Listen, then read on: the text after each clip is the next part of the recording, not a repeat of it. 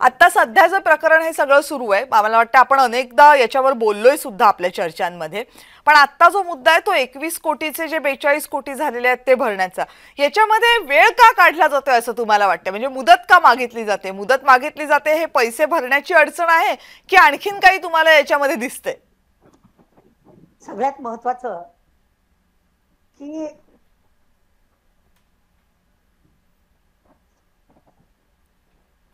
Hello, मी हा बोलू? बोला.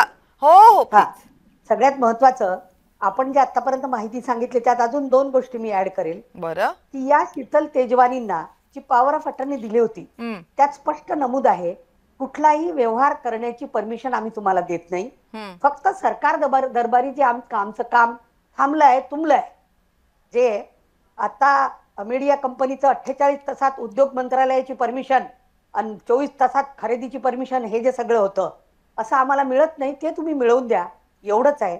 त्यामुळे खरेदी करण्याचा मुळात त्यांना, व्यवहार करण्याचा मुळात त्यांना अधिकारच नाही. एक, अशा पद्धतीने व्यवहार करण्याची परमिशन जरी दिली तरी नजराणा भरावा लागतो. तो नजराणा भरण्या गेलेला नाही आहे.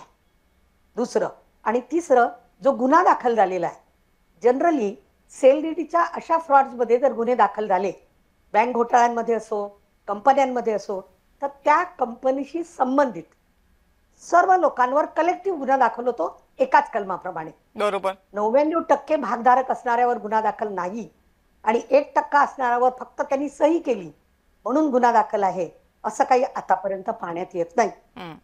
आणि सगळ्यात महत्वाचं की लक्षात आलं, बोभाटा झाला, उघड झालं, चर्चा झाली, विरोधकांनी नाव ठेवायला लागले, मग आता आम्हाला ती नको.